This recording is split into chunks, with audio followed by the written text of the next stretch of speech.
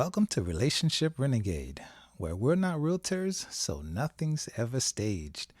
Serving hard truths and calling out spades, seeking to educate, so hopefully you make the grade. I make no apologies for the controversies. It's just the realities of relationships. You see? What a pod squad. Not here to boast or diagnose. I'm just your host with the most, Dr. Jameson Mercier, and I am glad you're here. Welcome to season 3 of Relationship Renegade. I hope you guys are feeling good. I know I am. Welcome to 2021. Happy New Year. Not sure whenever you're listening to this, but it's not too late in the year, for us to say Happy New Year. I'm excited. I'm happy. I'm blessed. I'm in a good spot. I hope the same can be said for you. We've come through a lot, and I know while everyone is in their own situation, dealing with their own life's challenges, but I'm glad you're here with me for this brief moment while we get to chat. If you've been riding with me, if you've been there from day one, words just can't express how grateful I am for you, how happy I am for you to continue week after week. The show's been through a couple revisions, and this is just the latest, and it's fun, and we're just gonna keep doing what we do, not just having fun, but continuing to serve some value, provide some content, information that we think is beneficial. Okay, and clearly you do too, because you continue to share, which again, I can't tell you how grateful and humbled I am by that. All right, so thank you for that. So let's just jump into today's show. We're talking about resolutions, right? Surprise, surprise. Times like this, that's a lot of what you hear. And even though 2020, 2021, coming out of 2020 and into 21 can be, it's weird, it's different, it's unique. It is ripe for people to make resolutions. And resolutions, there's nothing wrong with resolutions. I think resolutions are helpful. Some people need resolutions. But I want to have a conversation about resolutions, the nature of resolutions, how resolutions show up in our relationships from time to time, the dynamics of resolutions, because sometimes we just kind of do them and don't really understand why we're doing them or why we have them. It just kind of comes with the territory, right? New year, new you. You hear that all the time. New year, new you. And I just, okay, more power to you. But what exactly are we doing? And so while I have you for the next moment or two, right, I just want to just throw some things out there. Feel free to reach out to me, social media, which is another thing. We have a lot coming out with social media. We were changing some of the cover art. The podcast is getting its own handle on Instagram. Can you believe it? Yeah, Relationship Renegade Podcast. Check that out. My homegirl Mia is hooking that up. She's just doing it. She's my co-host on Wednesdays, so make sure you come back on Wednesdays for our weekend edition, so you can hear more from her and more about what we got going on. But enough of that, right? So resolutions. First question I ask, which is also the title of this episode, is whose resolution is it? Whose resolution? Who? This is like a throwback to a show I used to watch years ago, called "Whose Line Is It Anyway?" Right, and so if you know this, you already understand. But for those of you who may be either too young, believe it or not, I can actually say that, too young or too old. Okay, hey, no shade. It just maybe wasn't your thing. You outgrew it. But if you're either too young or too old, Whose Line Is It Anyway? Was like an improv show. A group of comedians, and it was just all improv. And if you know anything about improv, it's hard to know whose line, right? Like who's responsible for what, who's supposed to come in, why, when. Make sure you like are right on cue. And it reminded me of resolutions. In many ways, the question has to be asked, whose resolution is this? Right? Is it yours? Right? So that's the first question. Is it yours? Or is it someone else's resolution? Is it your resolution or is it someone else's? Right now, some of you have some resolutions that you are fighting to hold on to, right? Just fighting to accomplish. And you don't even know how it landed in your lap, or why is it you're trying to do that. And again, let me just say, I'm not anti resolutions, although for me personally, I don't make New Year's resolutions. And I hope that's not me being, a cringy old man. But for years now, I've just never really seen the point. So, but we'll get to that, right? So that's the question: whose resolution is it, anyways? Why that's important, right? So again, who are you doing it for, or what are you doing it for? A lot of these resolutions that we, I guess you can say, adopt. Yeah, let's say adopt. A lot of the resolutions that we adopt, not only do they stem or come from other people, but sometimes they come from a place of a lot of pressure. They come from a place of feeling inadequate, right? Inadequate, inferior, and one of the ways, or one of the best ways we feel to remedy that, is to come up with a resolution, right? To fix that. In some regards, maybe even to appease others. Okay, and I'll get into that a little bit. Years ago, some of the resolutions that I used to make, well, one resolution I know I definitely used to make was to read my Bible more. Okay. No, I'm not a heathen. No, I'm not like totally forgotten who God is. That's not the case. But if you grew up in the church, in a faith, whatever it is you studied or read, there was, at least for me, there was this feeling that you needed to be studying that more. Okay, precepts, scriptures, teachings. And it was almost like no matter how much I studied, no matter how much I read, I always felt like, damn, you know what? This year's going to be it. This year's going to be the year that I read the Bible the whole way through. Can I get a witness? Somebody, right?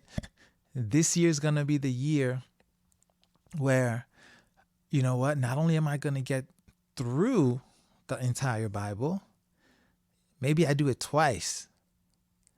And, growing up in the church, you feel like, well, yeah, that's great. We should do that. But as I've gotten older, I've noticed that isn't necessarily the best way to approach that. And I mean, I've tweaked. I still read and study, but really what's happening is I study I'm more intentional about my study, and it is less of a checkbox. Okay, um, which which is, as a quick aside, when you're so busy trying to accomplish these tasks, or even resolutions, you can lose the essence of it. All right, so that's a quick aside that I wanted to stick in there. Um, I It was hard for me.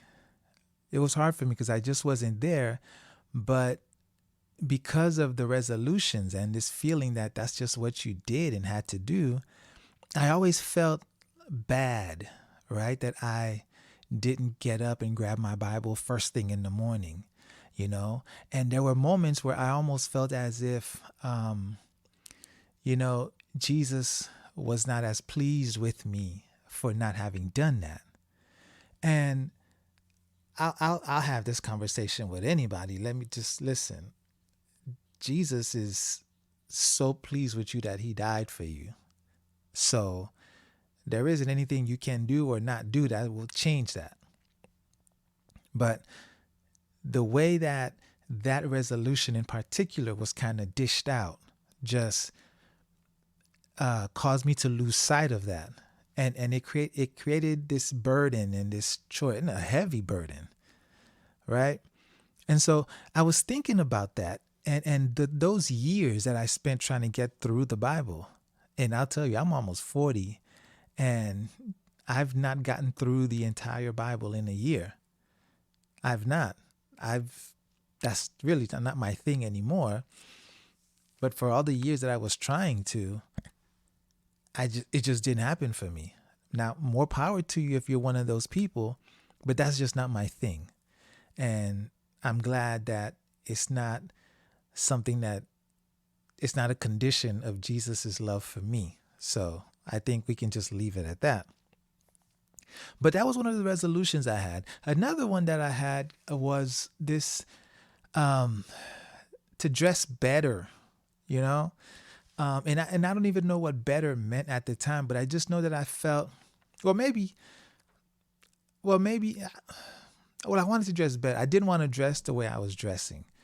Now, again, I don't know if at the time maybe it was a money thing, or a marketing thing, but I always felt like I needed to step my fashion game up, but was never really quite there.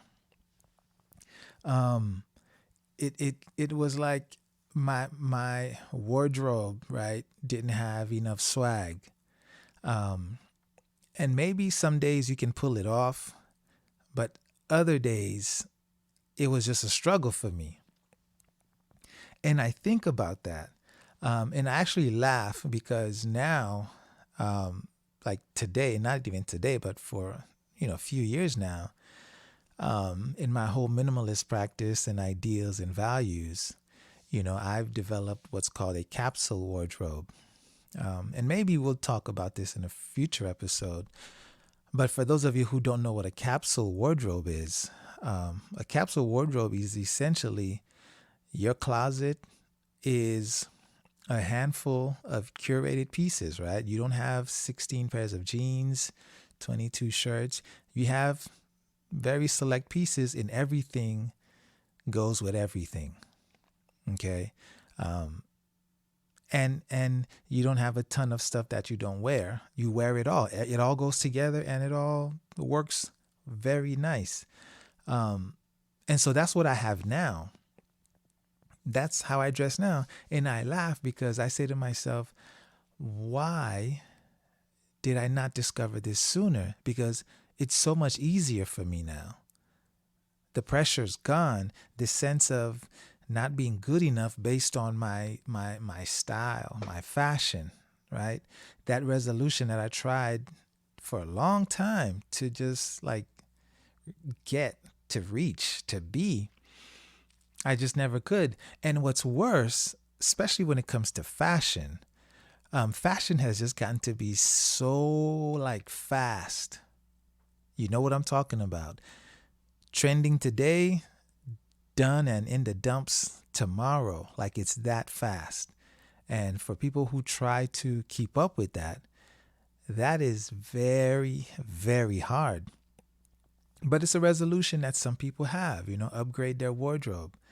Um, and my heart kind of aches for people who are stuck in those kinds of resolutions where it's not even their own resolution. They just kind of feel like that's what they need to be doing. Hi, we are the Mercier kids. Like what you hear so far? Make sure you never miss a show by clicking subscribe now.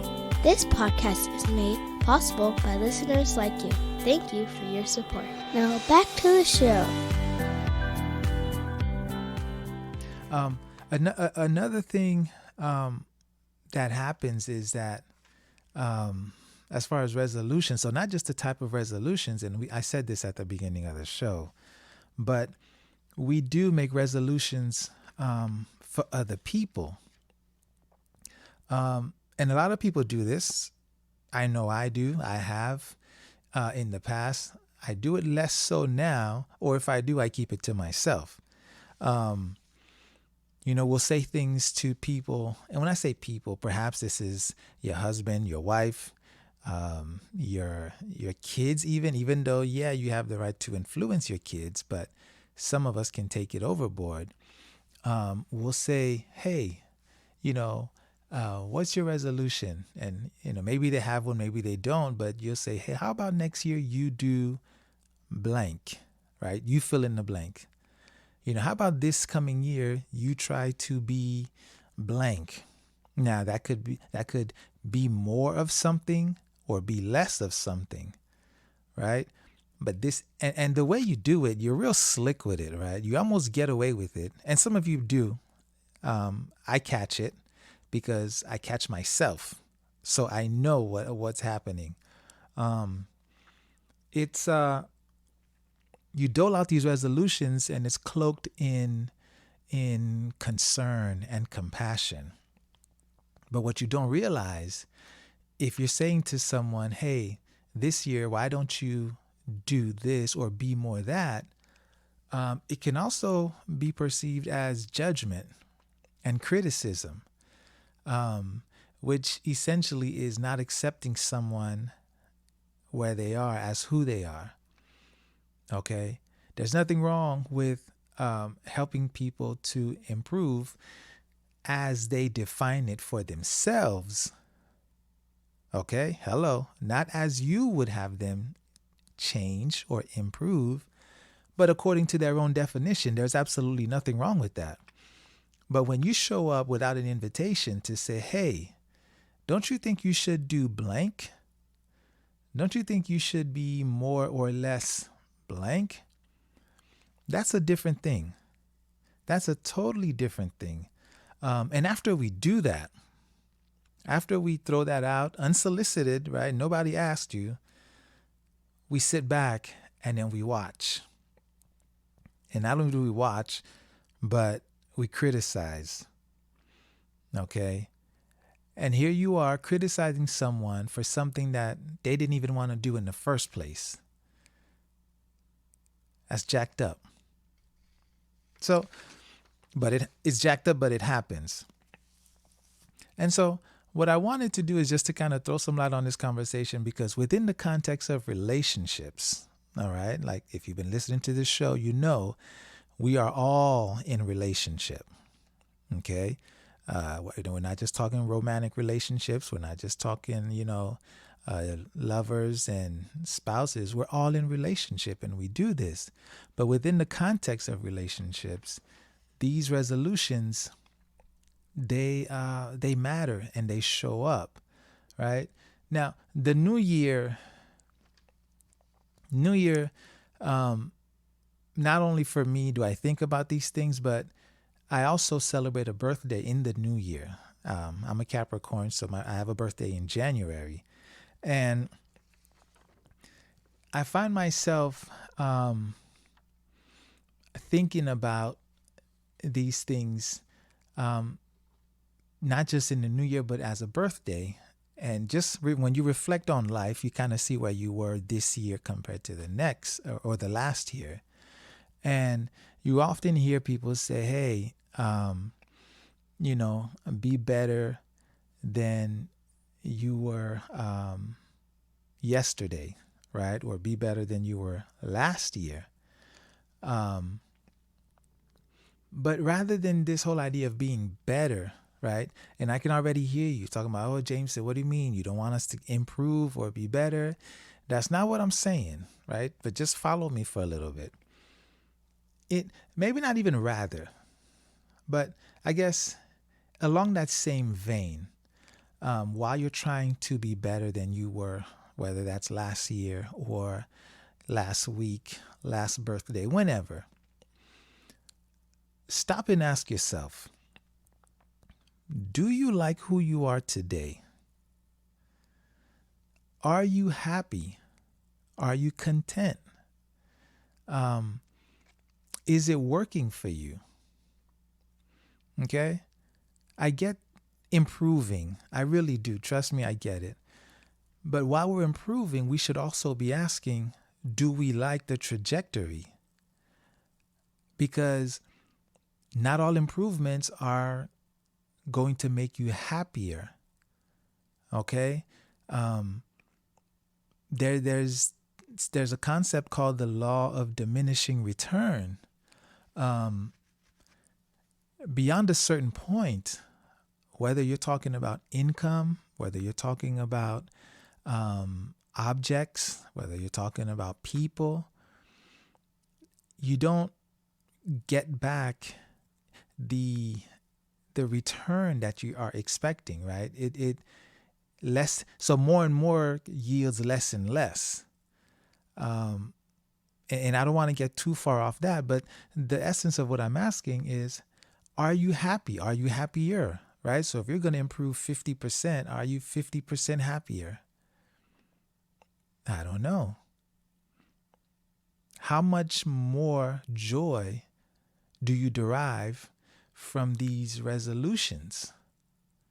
And if you don't derive any more joy or happiness or even pleasure for that matter, right? Because they're not the same. Then what are we doing? What is it all about? Right? Because when people talk about improving, having these resolutions to be at the gym, right?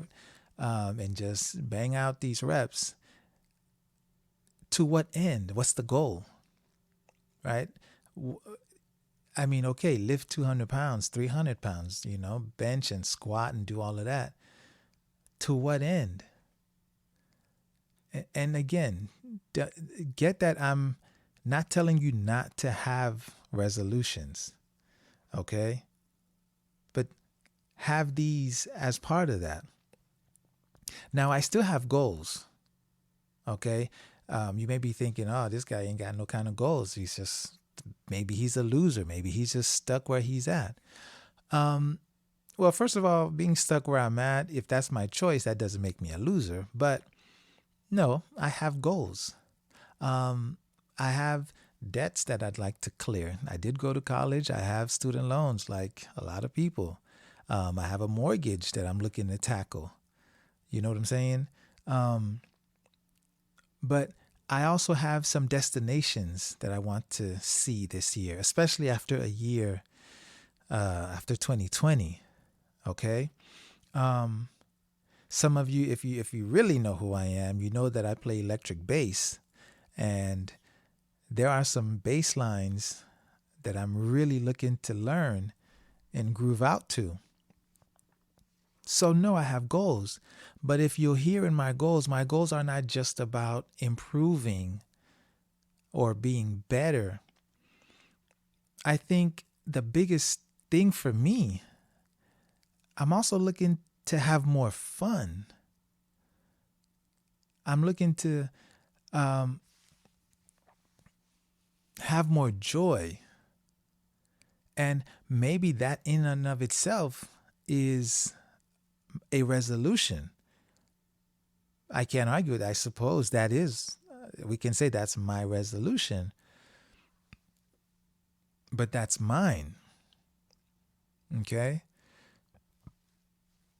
I'm not looking to do all of these resolutions based on not feeling like I'm good enough or I'm okay, like I need to be better, right? Better, I need to be better. That's not the end of the sentence. It can't be, right? Better than what? Whom? Compared to what? Okay? And a lot of us we don't finish the phrase. We have to finish the phrase. We have to finish the sentence. We have to know exactly what are we aiming for. This is a conversation, I guess one form of a conversation that I've been having with a lot of people. To what end? What are we striving for? And this is the season where we're setting these goals and these resolutions. So my goal today really is just to encourage you to look at it from a different angle. Now, this doesn't mean that you change what you're doing. Perhaps it's simply a matter of defining it, or maybe even redefining it. I don't know. But, that's your journey, and that's for you to figure out. I'm not going to sit here and tell you what it should be, but I'm just going to encourage you. Hey, maybe there's more than one way to look at it. All right. And after you do that, as always, I say, let me know how that goes for you. Let me know what some of your resolutions are. Let me know if you no longer do resolutions. Maybe you're like me, where you're like, nah, you know what, man, I am pretty good. And it's possible that you are that person where other people might say, yo, you could do this. Why don't you do that? When you get to a place where you can say, you know what, I'm good.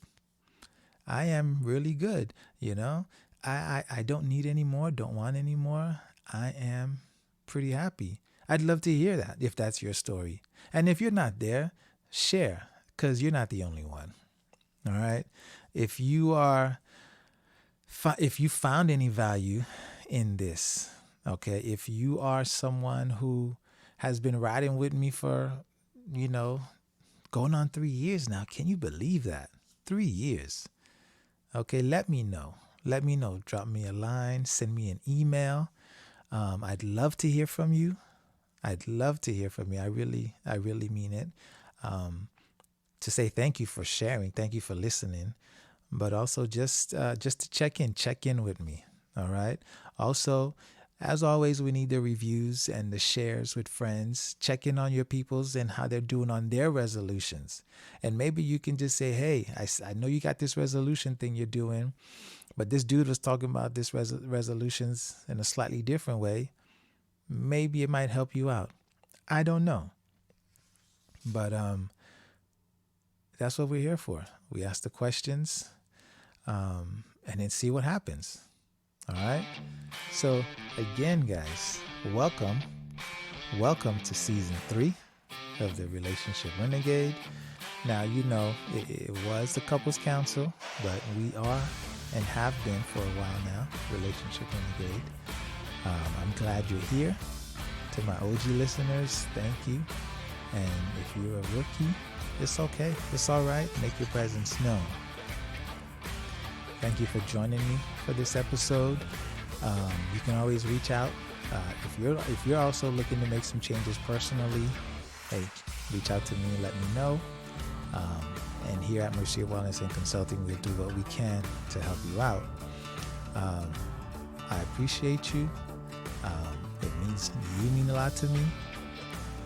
And if no one else tells you today, it will always be true.